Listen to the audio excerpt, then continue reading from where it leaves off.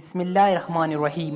دوستو، حضرت عمر فاروق رضی اللہ تعالیٰ عنہ جب خلیفہ وقت بنے تو دریائے نیل کی طرف کچھ لوگ ایک لڑکی کو دلہن بنا کر لے جا رہے تھے۔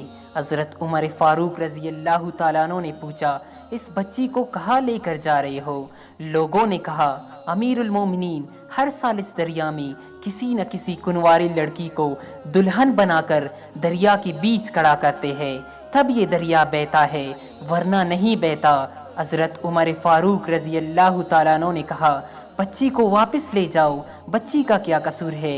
ایک خط لکھ کر دیتا ہوں، وہ دریا تک پہنچاؤ۔ عمر فاروق رضی اللہ تعالیٰ عنہ نے لکھا، اے دریائے نیل، میں عمر محمد صلی اللہ علیہ وآلہ وسلم کا غلام تجھے حکم دیتا ہوں، اگر تو اللہ کی مرضی سے بہتا ہے تو ٹھیک ہے، اگر تو اپنی مرضی سے بہتا ہے تو تمہارے پانی کی ہمیں کوئی ضرورت نہیں، اللہ خود ہی ہمیں پانی پلائے گا۔ حضرت عمر فاروق رضی اللہ تعالیٰ عنہ کا خط جیسے ہی دریا کو ملا، دریا نے بنا کسی دیر کے بہنا شروع کیا، اتنے زور سے بہنے لگا کہ پانی کناروں تک آ پہنچا۔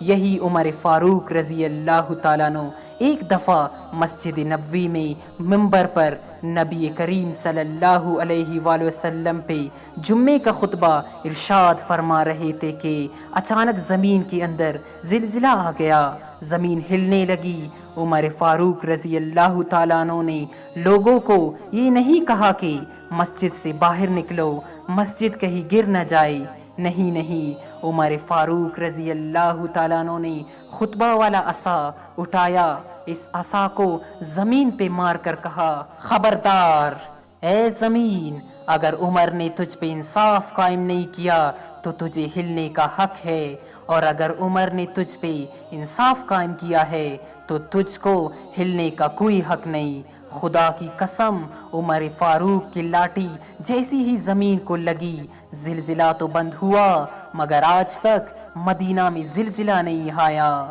ایک دفعہ روم سے ایک سفیر آ گیا، مدینے میں پہنچ کر پتہ کیا کہ مسلمانوں کا بادشاہ عمر کہاں ہے۔ لوگوں نے کہا، وہ تو بیت المال کی اونٹ چرانے جنگل میں گئے ہوئے ہے۔ روم کا سفیر حیران ہوا کہ وقت کا وزیر اعظم ایسا بھی ہوتا ہے کیا؟ عمر فاروق رضی اللہ تعالیٰ عنہ سے کچھ ملکی معاملات پہ بات کرنی تھی۔ سفیر ڈھونڈتے ہوئے ایک درخت کے پاس پہنچا، دیکھا کہ عمر فاروق رضی اللہ تعالیٰ عنہ درخت کے نیچے لیٹ کر آرام فرما رہے تھے، مگر جنگل کا ایک شیر ہے جو عمر فاروق کا پہرا دے رہا ہے۔ روم کے سفیر پر جب شیر کی نظر پڑی تو شیر کے دہاڑنے کی آواز سنائی دی۔ روم کا سفیر چلانے لگا، اتنے میں عمر فاروق رضی اللہ تعالیٰ عنہ کی آنکھ کھل گئی۔ پوچھا، کیا بات ہے، کیوں چلا رہے ہو؟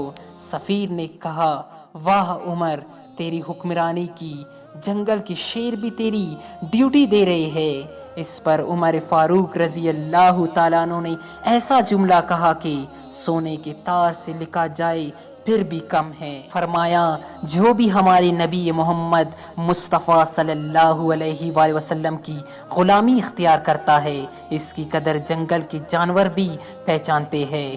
روم کے سفیر نے بات چیت کی اور چلا گیا۔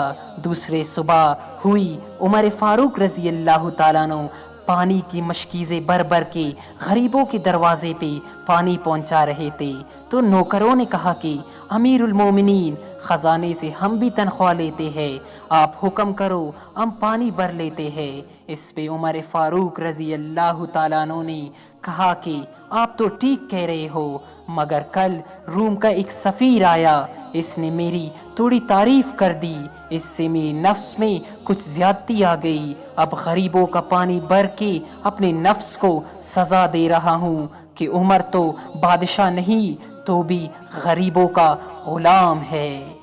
دوستو، یہ تھی حضرت عمر فاروق رضی اللہ تعالیٰ عنہ، جو 22 لاکھ مربع میل کے حکمران تھے، جو خود بکریاں چراتے تھے اور لوگوں کے گھر میں پانی بھی فراہم کرتے تھے۔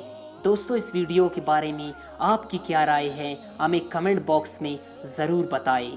والسلام۔